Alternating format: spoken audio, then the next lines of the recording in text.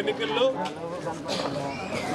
తెలుగుదేశం అధికారంలోకి వచ్చినాక ముఖ్యమంత్రిగా చంద్రబాబు బాధ్యతలు చేపట్టినాక పూర్తిగా మళ్ళీ బీసీలకి పూర్వ వైభవం మళ్ళీ రావటం జరిగింది. బీసీ, ఎస్సీ, మైనార్టీ వర్గాలకి ఈ ప్రభుత్వం నిరంతరం కూడా అండగా ఉంటా ఉంది. సంక్షేమ కార్యక్రమాల ద్వారా వాళ్ళకి అండగా ఉంటా ఉంది. ఈరోజు బీసీలకి రాజకీయ రిజర్వేషన్లు పెట్టింది తెలుగుదేశం పార్టీ. మొట్టమొదటిసారిగా చట్టసభల్లోకి వాళ్ళని మహిళల్ని కానీ పురుషుల్ని కానీ పంపించింది తెలుగుదేశం పార్టీ. బీసీ వర్గాలకి మొట్టమొదటి నుంచి కూడా పార్టీ పెట్టినప్పటి నుంచి కూడా అండగా ఉంది తెలుగుదేశం పార్టీ. ఇవాళ కుల కార్పొరేషన్లు ఏర్పాటు చేసి ఆ సామాజిక వర్గాలు 140 కులాల పైన ఉన్నటువంటి బీసీ కులాలకి కులాల వారీగా ఆర్థికంగా అభివృద్ధి చెందేదానికి అండగా ఉండేదానికి మొట్టమొదట బీజం వేసింది తెలుగుదేశం పార్టీ. 2014-19 కాలంలో అనేక సంక్షేమ కార్యక్రమాలు కులాల వారీగా తీసుకొచ్చాం. అట్టడుగు ఉన్నటువంటి కులాలకి ఆర్థికంగా అభివృద్ధి చెందడానికి అనేక రకాలుగా ఆ రోజే బీజం వేశాం. తర్వాత వచ్చినటువంటి ప్రభుత్వాలు నిర్లక్ష్యం చేసినాయి. తెలుగుదేశం హయాంలో ఆదరణ పథకం పెట్టాం. కమ్మరి, కుమ్మరి, నాయి బ్రాహ్మలు, రజకులు, వడ్రంగి అనేక సామాజిక వర్గాల కుల వృత్తులు చేసుకుని ఆధారపడే సామాజిక వర్గాలకి కోట్ల రూపాయలతో పనిముట్లు ఇచ్చి ఆ కులాలు ఆర్థికంగా అభివృద్ధి చెందడానికి ఆ రోజు సహాయం చేశాం. తర్వాత వచ్చిన ప్రభుత్వం నిర్లక్ష్యం చేసింది, ఆ పథకాన్ని తీసేసింది. మళ్ళా ఈరోజు తెలుగుదేశం ప్రభుత్వం చంద్రబాబు నాయుడు ముఖ్యమంత్రి అయినాటికి బీసీ వర్గాల్లో ఊపిరందింది, ప్రాణం లేసి వచ్చింది. మళ్ళా ఈరోజు కుల కార్పొరేషన్లో అన్నింటిలో కూడా చైర్మన్లు నియమిస్తున్నాం, కమిటీలు నియమిస్తున్నాం. ఆ కమిటీలు, ఆ చైర్మన్లు వాళ్ళకి బడ్జెట్ కేటాయింపులు చేసాం. దానివల్ల ఆ సామాజిక వర్గంలో పేద వర్గాలందరికీ కూడా సబ్సిడీ రుణాలు, ₹1,00,000 సబ్సిడీతో, ₹1,00,000 బ్యాంకుతో లింకేజ్ లోన్లు ఇప్పిస్తూ ఉన్నాం. ఆదరణ పథకాలు పెడతాం. అన్ని రకాలుగా పింఛన్లు కానీ, తల్లికి వందనం కానీ అన్ని రకాలుగా వాళ్ళకి సంక్షేమ పథకాలు అందించి మళ్ళా వాళ్ళని ఆర్థికంగా నిలబెట్టేదానికి, దెబ్బతిన్న బీసీ కుటుంబాలని మళ్ళీ ఆదుకునేదానికి ప్రభుత్వం ఎన్ని ఆర్థిక ఇబ్బందులు ఉన్నా ముందుకొస్తాం, ఖచ్చితంగా వాళ్ళకి మేలు చేస్తామని తెలియజేస్తూ ఈరోజు నాగవంశీ సామాజిక వర్గ రాష్ట్ర కమిటీ చైర్మన్గా మరి మా నియోజకవర్గానికి చెందినటువంటి సీనియర్ బీసీ లీడరు ఎరుపోతు రమణరావుని చైర్మన్గా నియమించుకోవడం జరిగింది.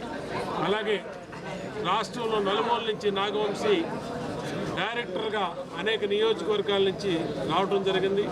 మా అన్న గంటా శ్రీనివాసరావు నియోజకవర్గం నుంచి కూడా 3 డైరెక్టర్ని నియమించడం జరిగింది. వాళ్ళ కుమారుడు గంటా రవితేజ వచ్చాడు, మా అబ్బాయి. అలాగే అందరూ ఆశీస్సులతో మేమందరూ అండగా ఉంటాం, వీళ్ళ ముందుకు నడిపిస్తాం.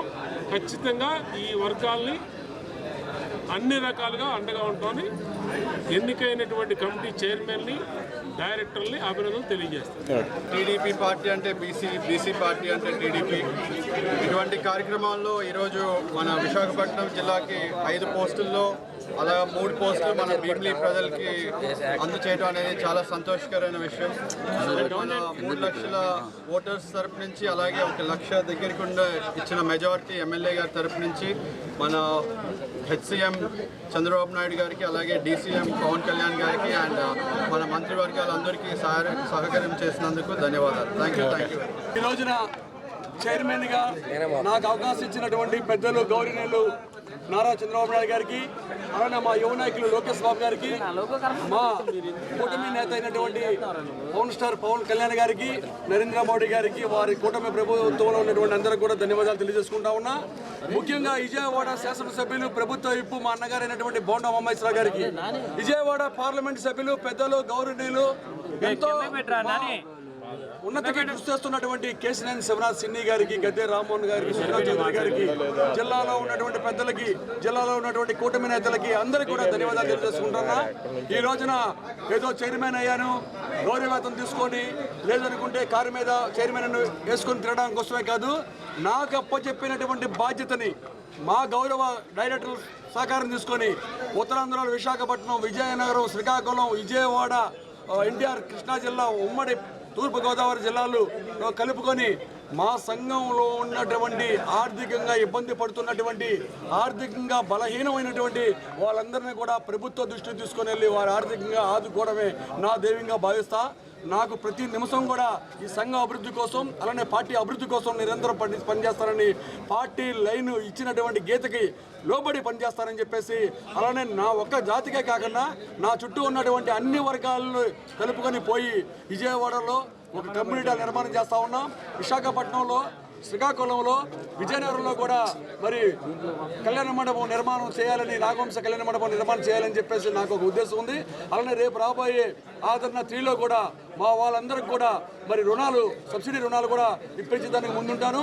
అలానే మా జాతిలో ఉన్నటువంటి వారు ఎవరైతే విదేశాలకు వెళ్తారో, విదేశీ విద్య ప్రభుత్వం పెడుతుంది కనుక ఆ విదేశీ విద్యకి వారికి కూడా మరి వచ్చే అవకాశాన్ని కూడా నేను వాళ్ళందరూ కూడా కల్పిస్తానని చెప్పి, ఉన్నటువంటి 143 కులస్తులే వాళ్ళే కానీ, అలానే నేనున్నటువంటి పార్టీలో ఓసీలు అందరినీ కలుపుకొని జాతీయ ప్రయోజనం కోసం, పార్టీ నిర్మాణం కోసం, పార్టీ అభివృద్ధి కోసం నా వంతు పూర్తి స్థాయిలో కష్టపడి వారందరికీ కూడా నేను అండగా ఉంటానని ఈ సందర్భంగా తెలియజేస్తా ఉన్నాను. చరిత్ర సృష్టించినోడు ఇప్పుడు ఆ చరిత్రని తిరగరాయబోతున్నాడు. అబద్ధాల గోడల్ని బద్దలు కొట్టి నిజాలను రాగా మీ ముందుంచబోతున్నాడు. నిజమైన వార్తల కోసం వెంటనే డౌన్లోడ్ చేసుకోండి రా యాప్ని.